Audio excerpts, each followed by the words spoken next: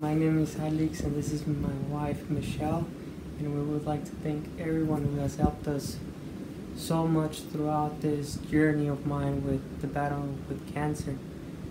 And We're doing this video today to let you all know how much we appreciate your help. Everyone that has shared the page, that shows concern for Alex, and that continues to ask how he's doing. Like, you guys don't understand how much that means to us, and we would like to, we can't give any specific names out because there's been so many people. Like, we don't want to leave someone out. Like, if you're watching this, you know who you are, and you know how appreciated we are with your help. And I mean, sometimes we think, what would have happened if we didn't get that help? We don't know how we manage to do things sometimes because it's really hard. And I mean, if it wasn't for her, the way that she lifts me up and gives me hope, makes me be more positive. There's just so many things that this beautiful woman has done for me. Because I couldn't so thank for a better partner than her. I mean, she's an incredible mom, and sometimes I take it for granted, but you know, I love you. I love you so much.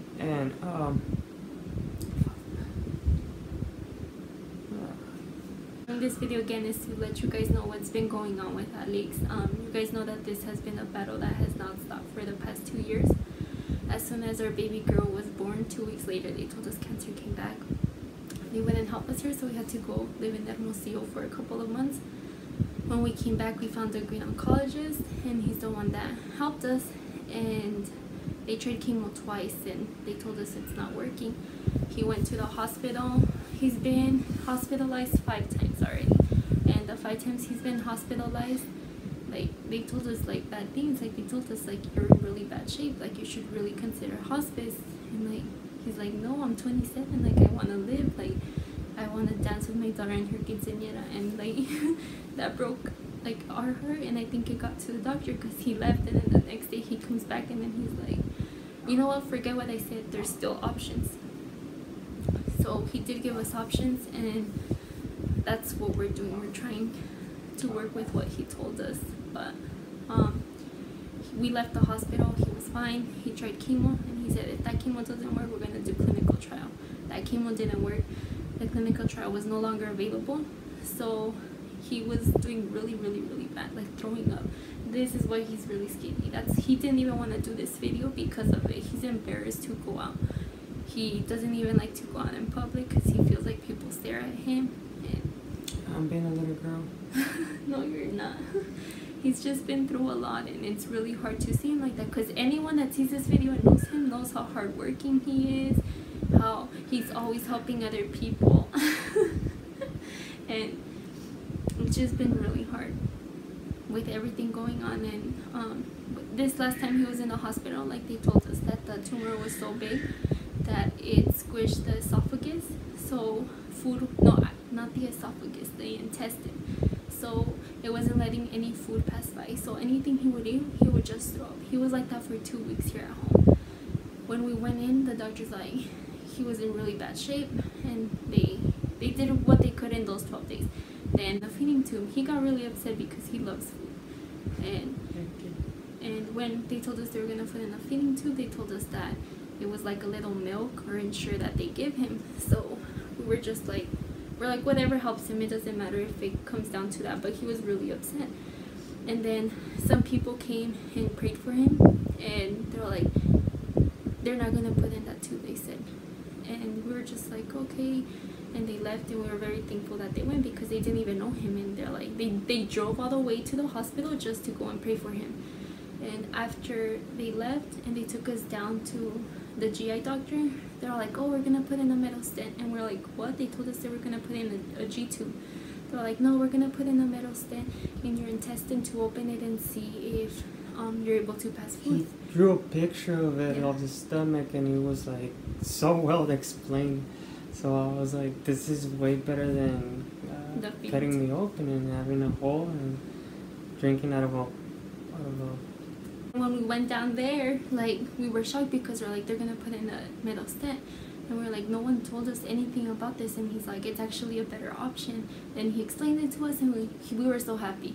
So like, you have to go to the waiting room, and we'll let you know when he's out. And I was like super anxious, like super anxious, and no one would come out. And then someone comes out and like, he's very emotional right now. I just remember the first thing I did once I woke up from the surgery. Well, it wasn't a surgery. Well, the procedure. The procedure, endoscopy.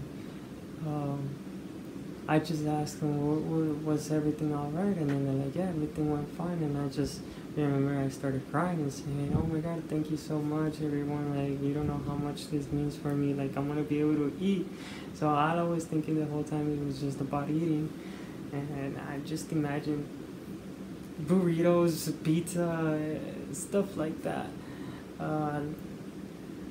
But yeah, it was something that we were like so thankful, because those people who went and prayed for me, it seems like, I don't know, like I had a lot of help in that aspect. Mainly With people prayers. who don't even know me, they pray for us, like the plumber guy from radiation.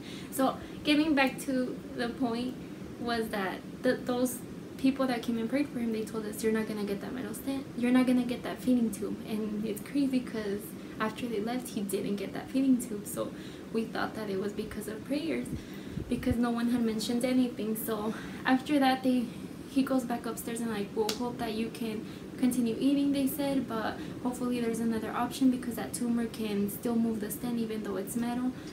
And we were just like praying for the best. And then someone else comes in and they're like, you know what, have you ever received radiation? We're like, no. And then they're like, well, let's give you some radiation. We were like, what? They told us in Mexico that wasn't an option, that it's only for like a tumor that's outside of the body, or not outside of the body, but like if it's on a shoulder, on a breast, on a testicle, or stuff like that. So we were under that impression, and they're like, you know what, we're gonna try it, and I think it's gonna help. So that's what they did. They offered that, and after he was done with radiation, they let him go home. And now the next step is to start chemo. But again, I don't know if you all remember from all the posts we've put that he doesn't have medical insurance. You have said, why don't you apply for access? We have applied for access, but they only approved him for emergency services. Basically, if I'm between life or death. Yeah, or like hospital visits. And we thought by emergency services, we thought everything done in the emergency room or while you're hospitalized was covered. And I guess it's not even that way, because they sent us a bill for like the ambulance, and what else was it? There's a bunch of bills for the procedures, the CT scans. Yeah, like it was crazy. Like so as you all may know, like we have a stack of bills on our dresser downstairs, and it's just like we can't even get to them because we're still paying stuff that needs to happen. There was a biopsy done, and we were able to pay all of that, but we didn't pay the pathology. Like, and now we're scared that if they need to test something else, like they won't accept us because we still owe them. The reason we're making this video was to thank all of you for taking the time to donate and share and pray for him, because I know a lot of you have prayed. You guys tell us he's in our prayers, and we truly appreciate it. I don't think there's nothing else that we can appreciate more than a prayer. There's like so many things that I think we're missing out, but like it's kind of hard to make this video. Like I'm really nervous. I'm still nervous. I'm all brainstorming all this stuff that I would like to say.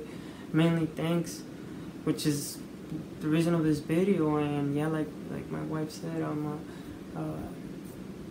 to share this video and get the word around. I mean, just we really need your help. I've tried to go back to work, but she won't let me. It's not that I won't let him. I've never asked for help. It's like, it's so difficult for me, like, to see her handle everything about this whole problem, and me not being able to do anything because I'm too sick. I feel bad. I don't want to get up from bed. The only way I get up is if I'm under the effects of the painkillers. which is good because I get to spend time with them, but then just pain comes back and I'm just in constant pain. But it has been getting better, and I'm really thankful with God and everything that's had happened at the hospital, like how everything just went smooth, and I had a good recovery because I'm eating, I'm gaining weight, so I'm here to stay.